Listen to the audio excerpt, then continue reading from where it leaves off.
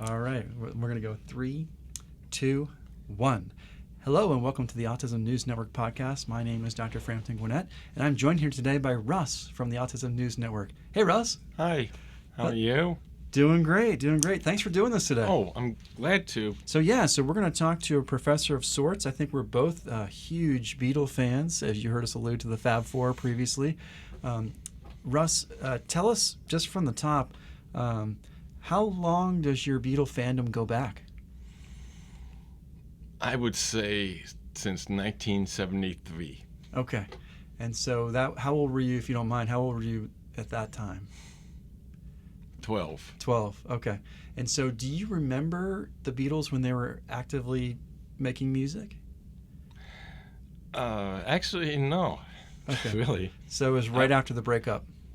Well, yeah. Yeah. I'm back in the 60s. I was too focused, I guess because of my autism, but I was too focused on the TV show called Batman. Mm-hmm. I love that show. No matter what, I would follow that, but Absolutely. I wasn't into the music part until... The no, I love it. no, Batman. Yes. Great song, great show. Adam West, right? And Bruce Ward, yeah. Yeah, yep. What a great show.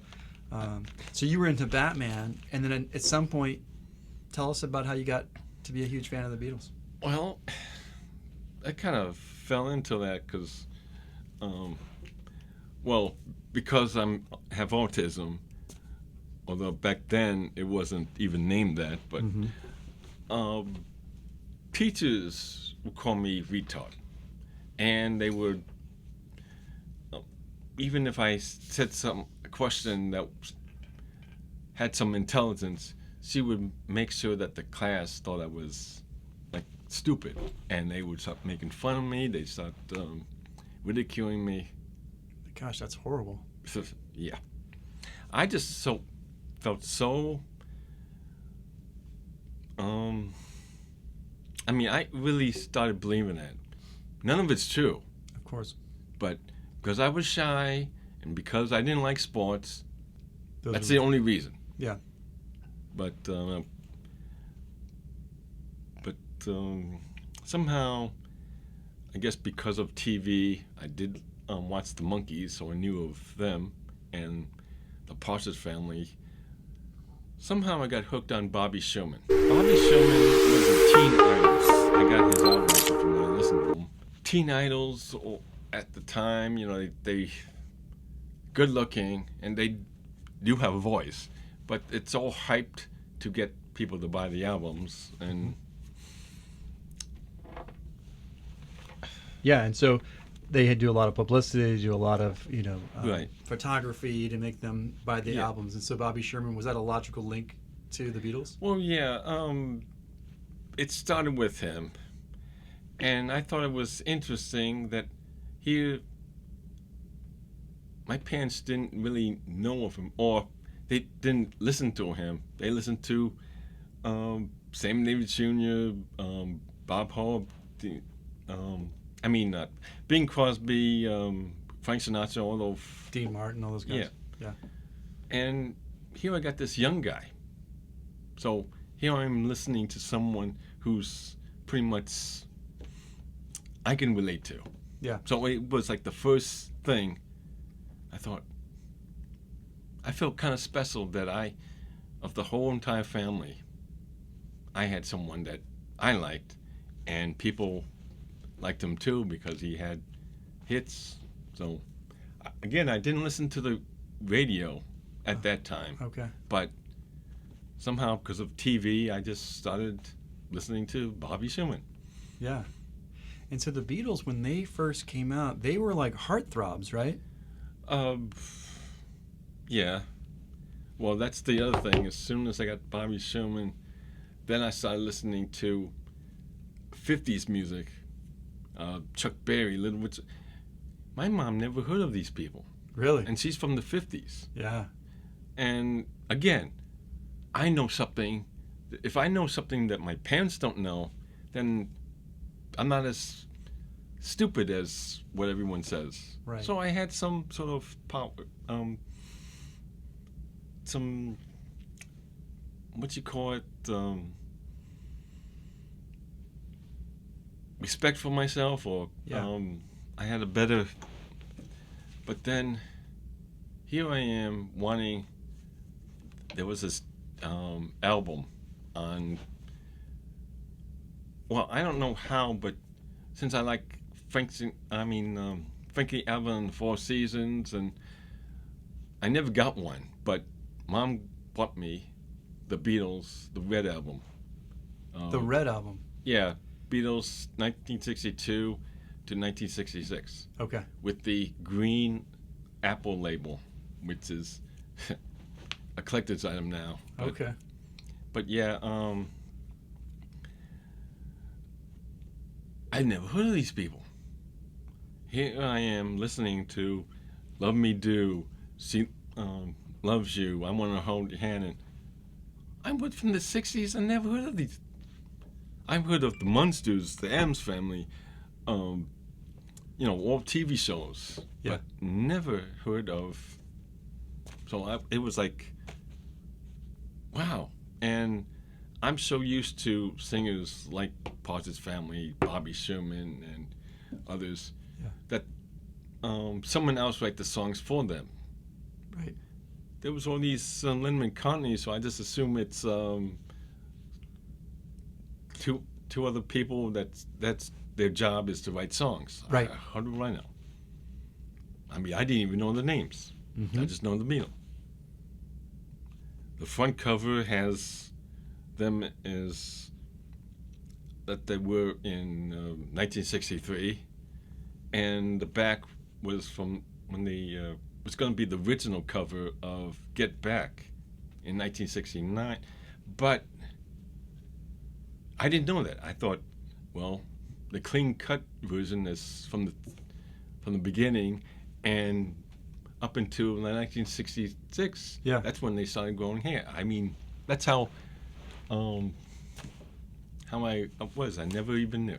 My favorite song was Yellow Submarine, and I would just be singing that song over and over again. That's my favorite Beatles song, Yellow Submarine. Is that yours? Not anymore, but yeah, at that time, yeah. At the time, yeah. So, and really, to give you some credit, you were like 1 year old when they started breaking pop to become pop. So of course you missed it because you were just a child. Right. But then when you were 12 years old or so, you started discovering the music. And that first album, you call it the Red Albums. That's the one where they're on the banister looking over, clean cut, and then on the back it has them kind of shaggy. Yeah. Yes. Well, that's what the fans call it. The Red Album and the Blue Album is 1967 to 1970. Okay. Well, I was going to ask, what did the music do to you? Well, like I said, listening to, I still love Bobby Sherman. I thought he was because he was he was the first, but I thought, wow, I never heard this. I love it. I wish I knew about him. Yeah. And so here I happy to have this double album, playing 62 to 66, and I thought it couldn't be any better. I mean, I thought this was their only hit songs. Oh, okay. So I don't necessarily have to go and get on the albums because I got all their hits. Yeah.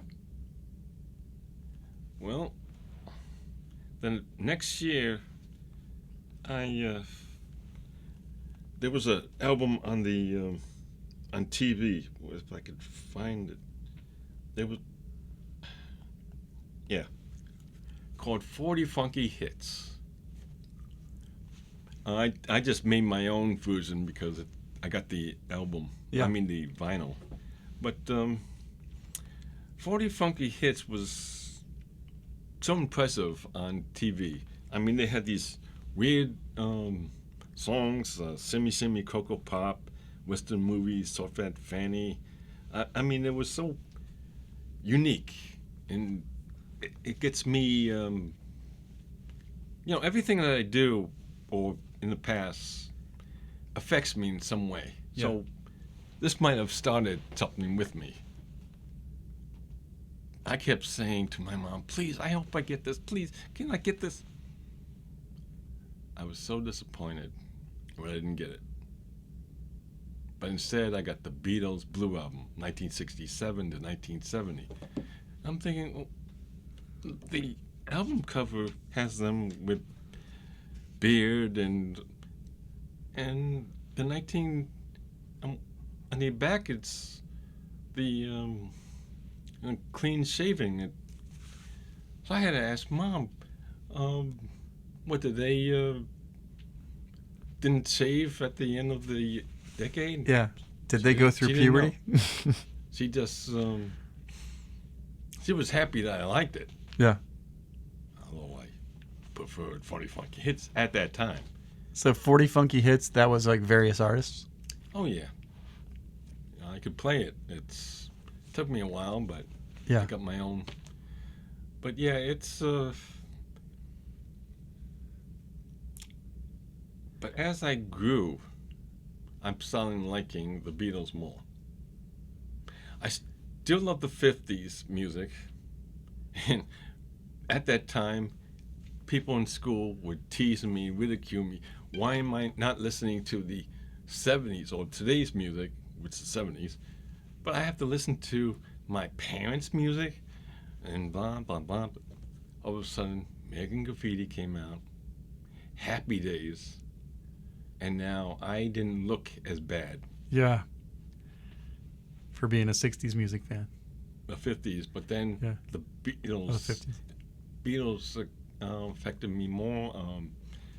As soon as I got that, I noticed on the Blue Album, everyone, again, Lennon McCartney, there was a Harrison, but mostly Lennon McCartney. So I'm thinking, who are these people? Then my third album, Beatles Revolver. Great one. In the back, it has the people who were singing it. John Lennon, Paul McCartney, Lennon McCartney, George Harrison. Now I know who these people are. Yeah. I don't know who Ringo is. I mean, the Octopus's Garden was written by Richard Starsky. Yeah. So I didn't know they were connected. But the more I knew, it's like I really did focus more on the Beatles more and more, and I just couldn't stop. I mean, I went and got every single album, some of which even the Beatles did not want to be released. But Really? How did you, like, can you give some examples? the original Beatles rock and roll music, it's a double album, silver shining cover, and inside you get this soda fountain. And Ringo Starr did not like it because it's not them. It's gears more to like the 50s style. So Capitol Records had to discontinue that and release it again in 2 single albums. So I'm glad I got the original, but yeah. So you're talking about some of these old records. Do you still have your vinyl records? Oh yeah. Wow. I'm obsessive about everything I like. Are they in good shape? Yeah. I mean, maybe the fringes in between, but yeah. And the record itself? Well, the record is perfect. Wow. Now, when you listen to music, do you put on a record player, or do you prefer other types? Well, yeah, I play my vinyl, I play my CDs, and iTunes. Yeah.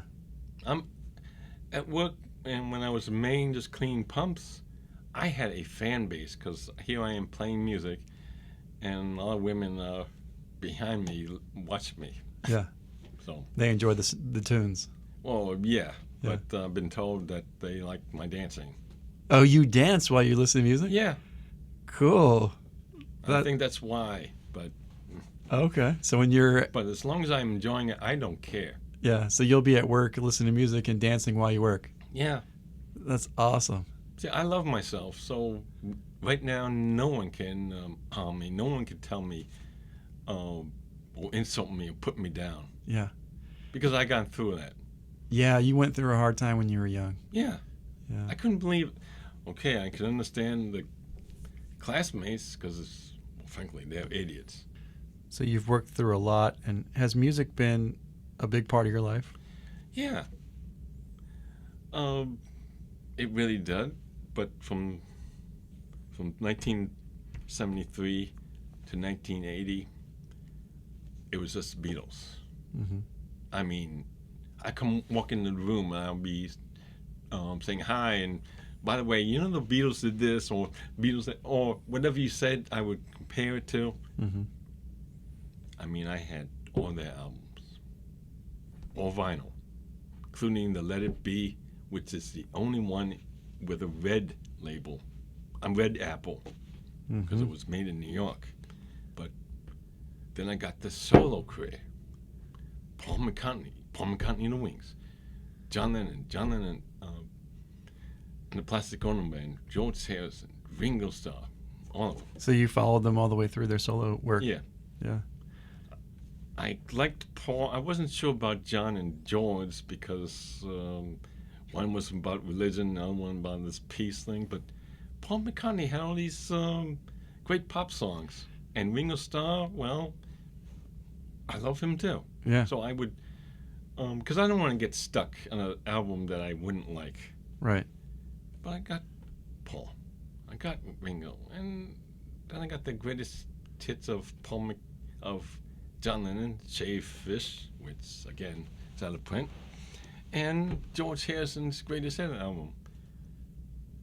The Shaved Fish, You're saying Shaved Fish? yeah, that was the name of his greatest hit album. Oh.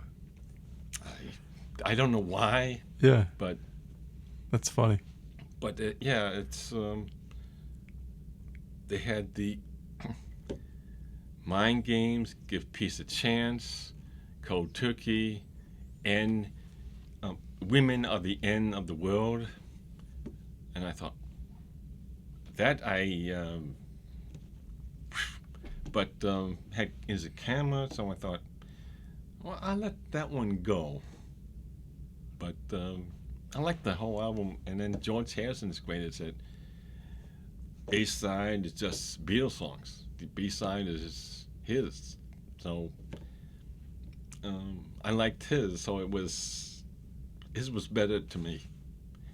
But like I said, gradually I got John and George's albums, and I was happy. My brother would be listening to Grateful Dead and Rolling Stones, whatever. Yeah. And me, the Beatles. Yeah. Beatles. Beatles, constantly Beatles. I mean, Beatles. If they write a song about, if they wrote a song for someone else, I want that. If they were in the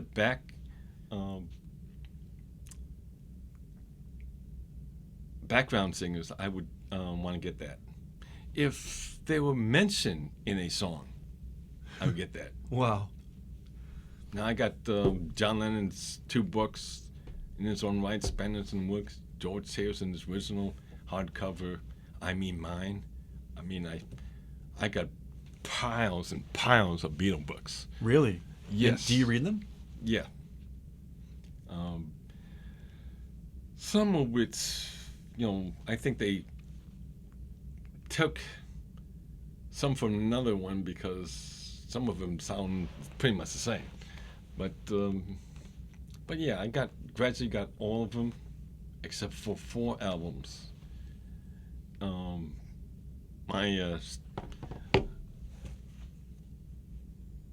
My birthday in July, I got Beatles introducing the Beatles on VJ, which again out of print. Yeah, the Let It Be, Wings Greatest. That's what hooked me on. So from July 26th to December 9th, and that's all. I got all the Beatles solo albums. So you completed the collection? Yeah. Well, except for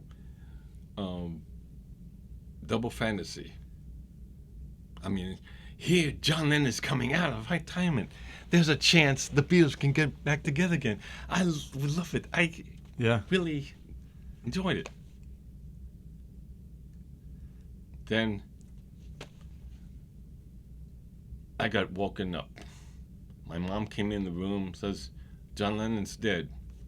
I just woke up. I couldn't believe that. Right. So for the whole day on the radio, they would be saying, I want to live. They got recordings of them. I want to live. I want to live. I live. Who was in saying, New York, in New York. Who was saying I Want to Live? No, I mean, they had an interview and they took John Lennon's voice and they kept repeating it. I mean, it was kind of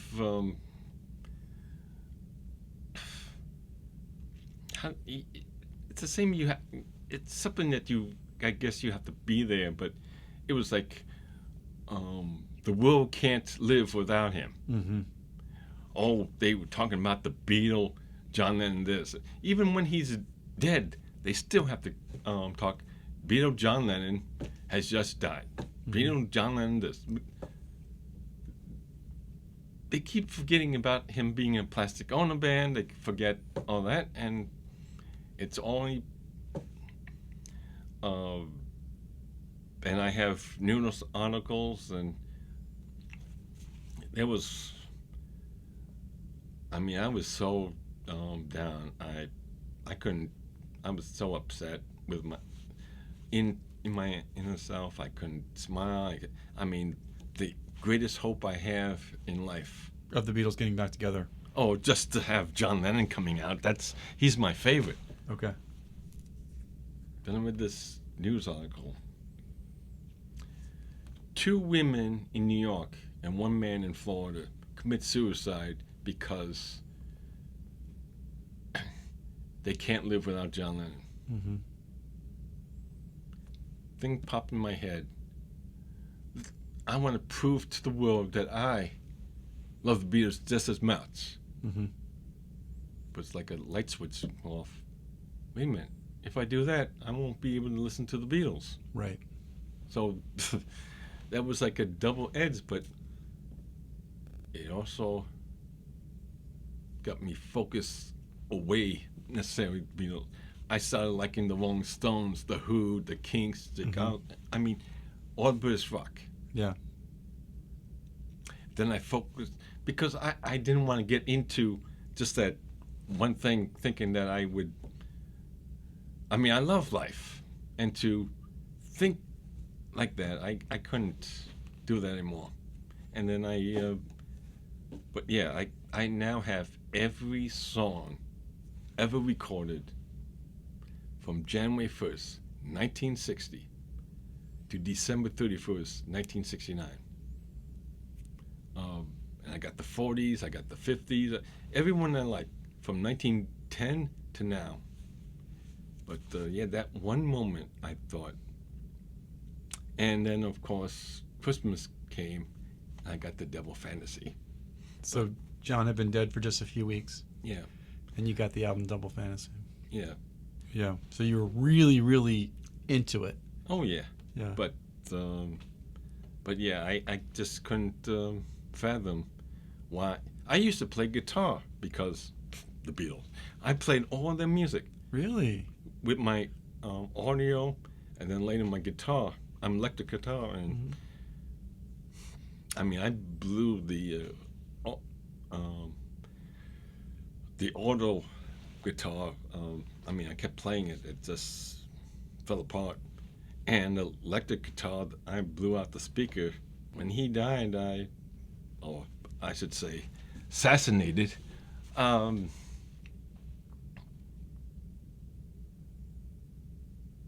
stopped playing. I mean, it's not that I don't like it. It's just it's time for me to move on to something else. Mm-hmm. I still love them. I'll still play them. And anytime I feel down,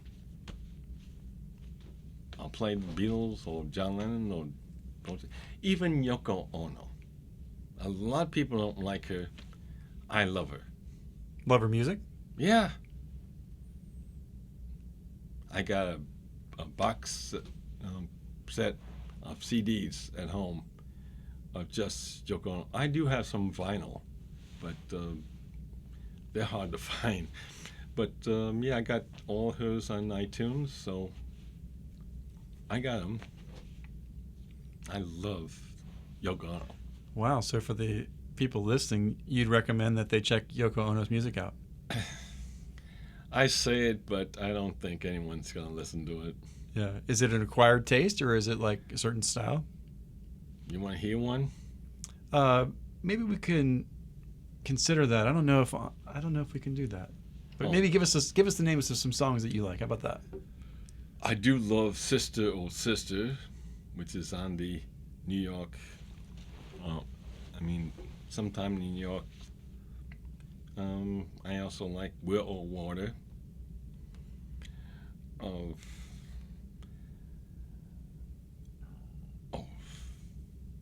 Don't Worry Kyoko, Mommy's Only Little Hand in the Snow. Again, you're gonna have to spend some time, get your brain washed out, and just listen to it, because most people aren't going to like her. Okay, but that's interesting. Worth checking out. So is it fair to say that when you got the news about John Lennon, like many people, that you were shattered and devastated? Yeah. Yeah. At school, people were fans of the Beatles, and even the teachers, and so at the time I was going to a private school because of my autism, and it was like first time classmates and teachers and myself was like in the same page. Mm-hmm. Grieving. Yeah, talking about their love for John Lennon, and most of them the Beatles. Yeah. But yeah, I get over it. I'm here. Yeah, and you're a mega fan. Oh yeah. So you mentioned earlier that John's your favorite. Oh yes. Yeah. I'm a Paul guy myself.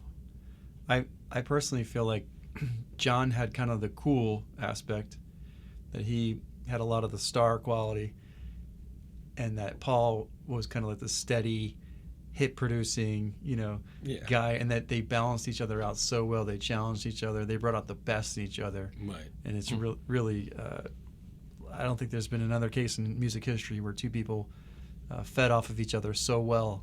Oh, yeah. There's a song on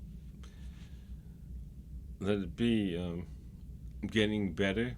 Mm-hmm. I mean, not Let It Be, Song Play Feels Forever. Getting Better. You can actually hear both of them when they do line by line. Paul McCartney's line is, I'm getting better, better. And you hear in the background John Lennon saying, it can't get much worse. Yeah. Meaning, here's Paul McCartney looking at the bright side, and here's John Lennon looking at the negative side. So it's like you said, there's some songs on there they just recorded just on the spot, and there's others that just one does one part and the other one wants to compete and do it better, and yeah, they did a great job. Oh yes. I wish always thought that George Harrison and Ringo Starr could have been the second, but that never happened. Yeah, because George Harrison was a musical genius as well. Oh yeah, in his own right. He started writing songs after they stopped touring. But when he started writing songs, some of them are even better than Lennon and McCartney. Yeah, they're amazing. Yeah. Have you gone back much and looked at videos of Beatlemania? Like, seen what it was like? I think a lot of people in this age group, like my own kids, I showed them Beatlemania videos like for education. Have you ever looked at any of those? I have a box set of the Ed Sullivan Show with all four episodes, the complete episode with the Beatles, and I watch that a lot. It is kind of hard to. I love to see them, but it's kind of hard to watch them. To hear them. To hear them, because the fans kept screaming and screaming. You just couldn't hear anything. Yeah, Paul said that he and John once were on stage at Shea Stadium, I believe. Yeah. And it was so loud that they just looked at each other during the song and just went blah, blah, blah, blah into the microphones because no one could hear them anyway. And they were just randomly strumming their guitars, and they're like, listen, the crowd's so loud, who cares what we play for that 10 seconds or whatever. And all four of them at times was actually playing 4 different songs, and they couldn't hear each other. Yeah. And John Lennon, he started just acting like an idiot, and just walking as though he's handicapped or something. No one even cared. Right. He just acted like himself, but no one cared.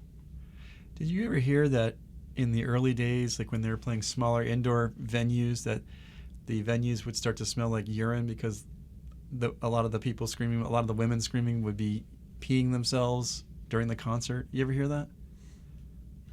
It's probably true. I've never actually heard that, but it's probably is. Yeah, I'm just interested in that as a physician, that you create so much pressure by screaming.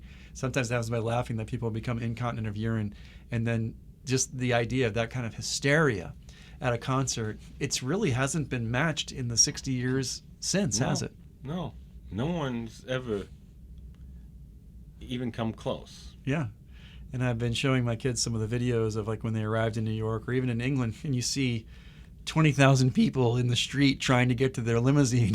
And you have to see it to believe it, right? Or a band lands at the airport and there's 100,000 people at, wherever they landed in, I think it was LaGuardia. It's unbelievable, right? Right.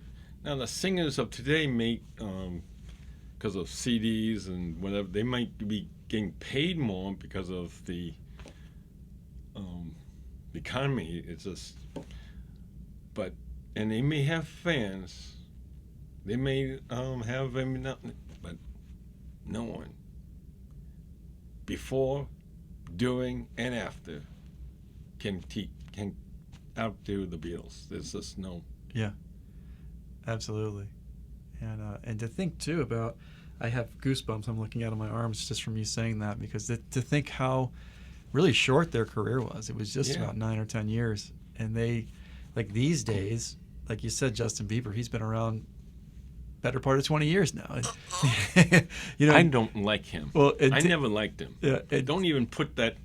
Sorry. Edit that. We'll edit that out. But put a different name. Well, Taylor Swift has been around probably 16 years now, and that's way longer than the Beatles. Yeah. And but yeah, it's pretty amazing how fast they were able to, how prolific they were. Right. Can you speak about what listening to the Beatles does for you emotionally? It depends on the song.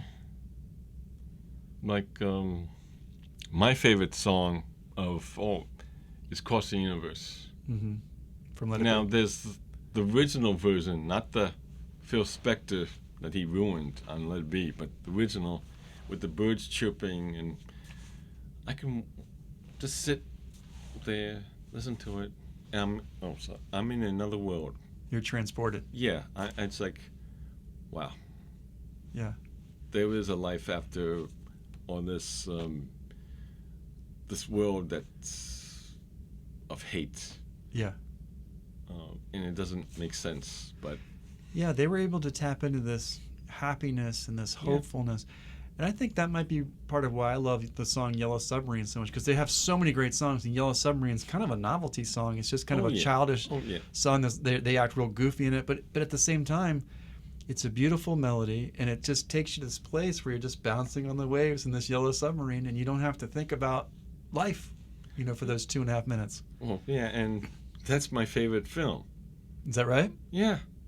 I mean, the way it blinks, the way it has holes in it, they really looked at all the Beatles songs at that time, and you could tell that they try to make their lyrics into to what I just love it. Yeah. Whether I'm a Beatles fan or not, it's just I guess watching cartoons on Walt Disney. Right. It's kind of like a step up to adults. Yeah. And I thought, wow. Absolutely. And they were doing so much of this without MTV or social media. They didn't YouTube. have to. No, yeah, they didn't have to. They just put the album in the stores, and matter of fact, the Beatles albums never had a hit song on it. I mean, I Want to Hold Your Hand was not on the album. In the United States, yes, but in Great Britain, no, because I mean, when you're a performer, you want to put your hit song on the album so you could sell the album. The Beatles never did that. They just made a whole album and then the song. So yeah, but United States, they tend to revamp it, commercialize it. Yeah. No, that's a great point. So the Beatles were kind of known for having little treats inside their albums that only the real fans knew about. Like sometimes people call those Easter eggs. Like video games will have little hidden things. And the Beatles had their own Easter eggs in their albums, right? Did you ever get into any of those? What, like the Paul is Dead? Yeah, Paul is Dead. Oh, yeah. Yeah. Oh, yeah. And if you look at it, it does really,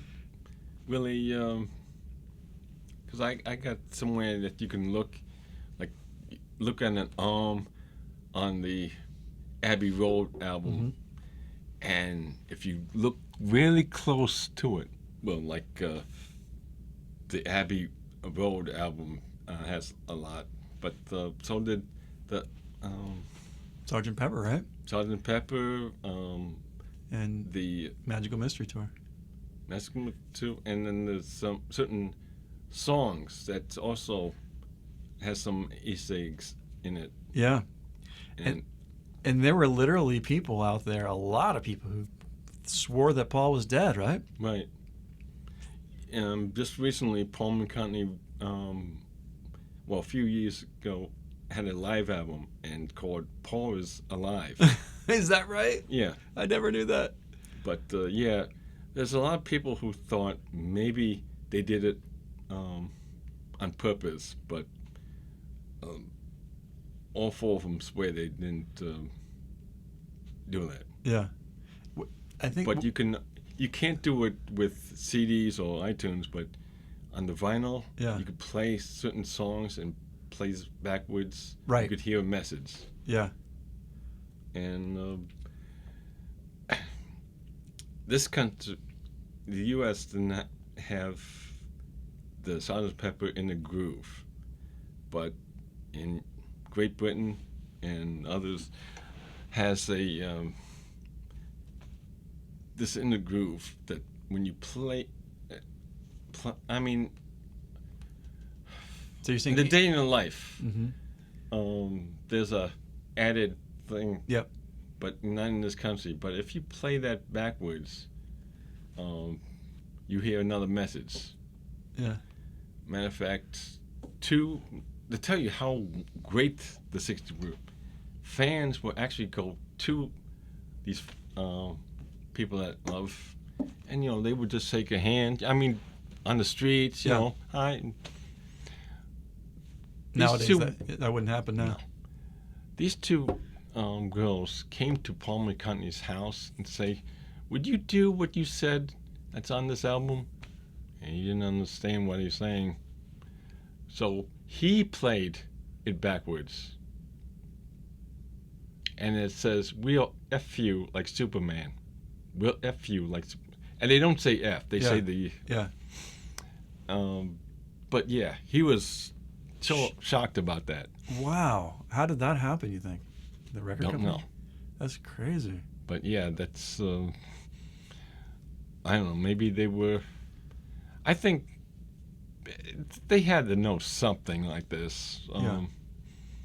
But those who were buying albums to have them burn, because of what John Lennon said about About the Jesus. Beatles are more popular than Jesus, Yeah.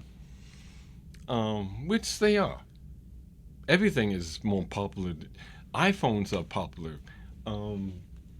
That lamp is. Most people do not think of,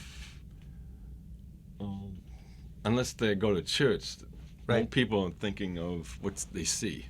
Right. But So yeah, he had they a were point. people actually. Parents will actually be buying albums, so on TV they could just burn them. Wow.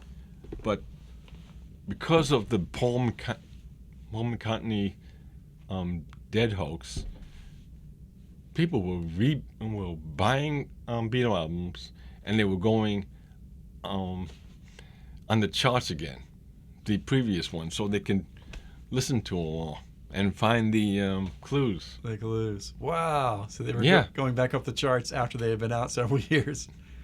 That's Well, unbelievable. No, I'm talking about back in the late '60s. Yeah.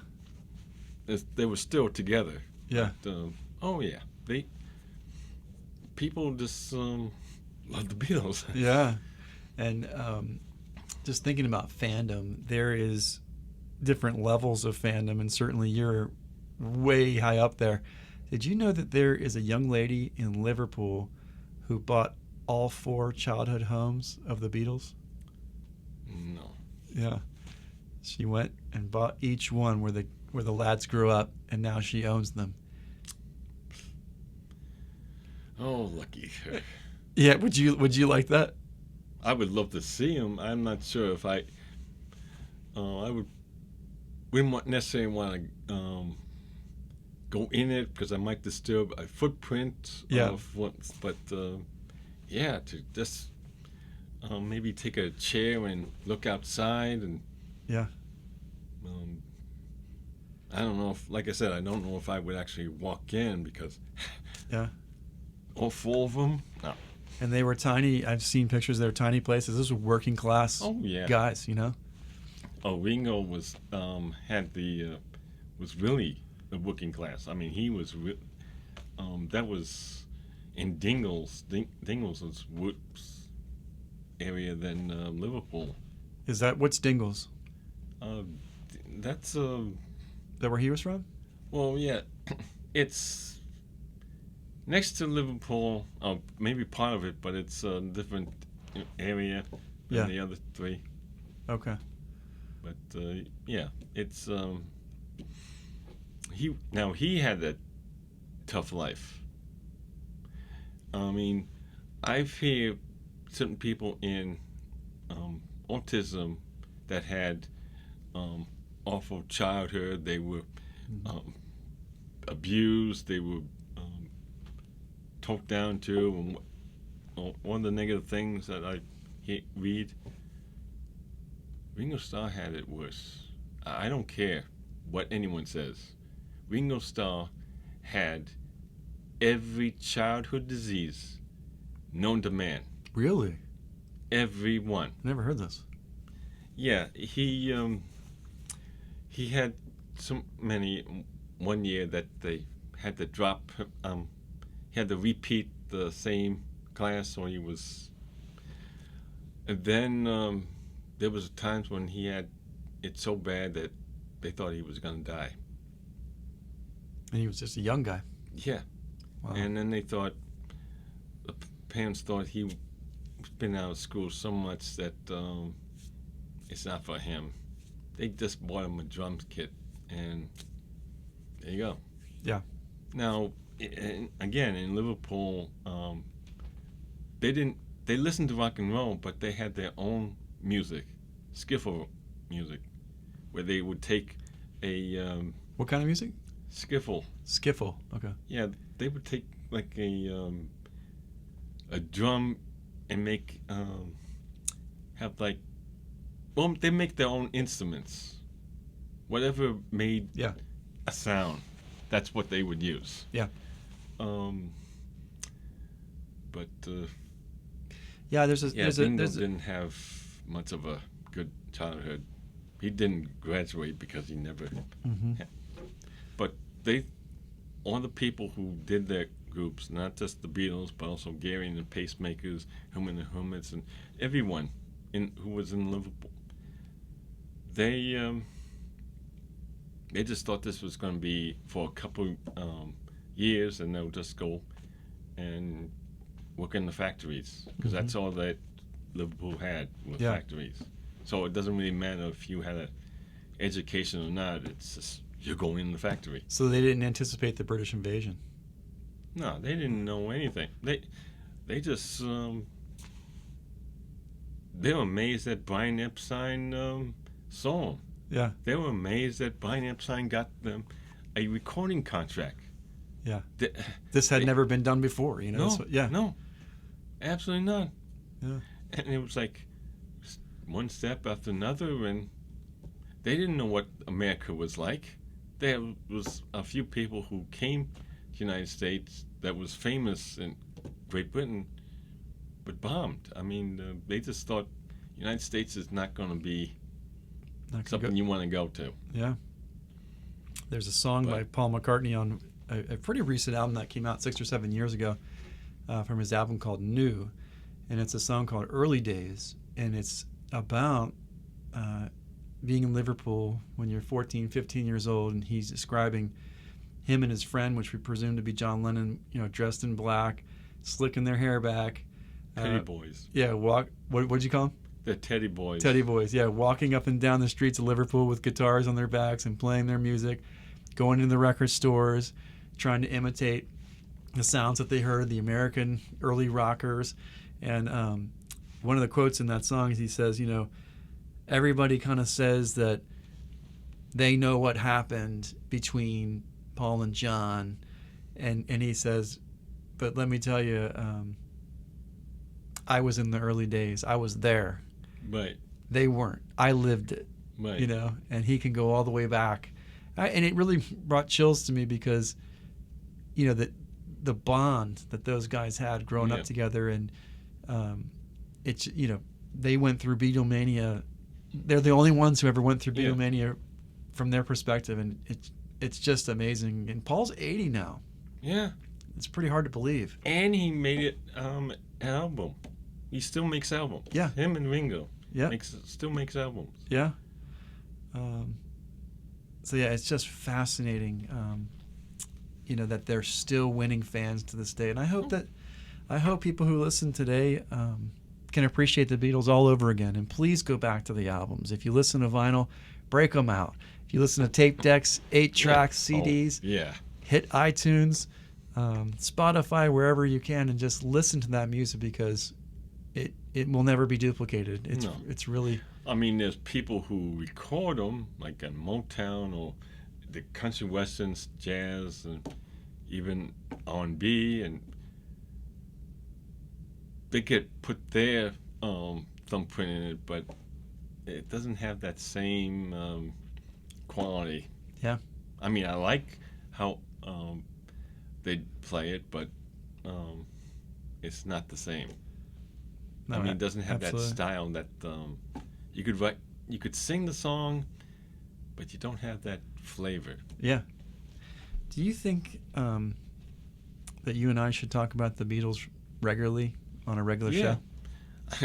Actually, I was planning on being my silly self, but please. But yeah, please, yeah. You can always be your silly self on this pod, and I think that we have the beginnings here of a great series about the Beatles that is at least one show, but let's try to make it many more than one. Sure. Yeah, we've just scratched the surface, right? Right. Okay. Well, again, thank you to our audience for joining us today. I'm here with Russ from the Autism News Network, who is a lifelong Beatle fan and always will be. And we appreciate you being with us, and we hope that you'll join us for our next episode soon. I'm Dr. Gwinnett from the Autism News Network. Thank you for joining us.